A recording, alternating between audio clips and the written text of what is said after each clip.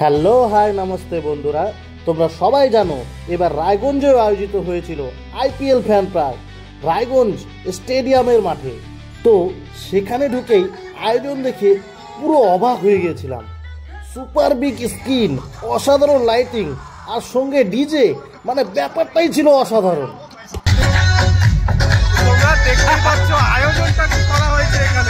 সেখানে ভিআরের মাধ্যমে ক্রিকেট খেলা, নেটের ভেতর ক্রিকেট প্র্যাকটিস করা, রাউন্ডিং ভিডিও করার মতো অনেক ধরনের আয়োজন ছিল। এরপর নিপেনও চলে যায় নিজের রিয়াকশন টাইম চেক করার জন্য। আর হ্যাঁ, এই সব অ্যাক্টিভিটি ছিল একদমই ফ্রি। এরপর আমরা খেলা দেখতে বসে যাই।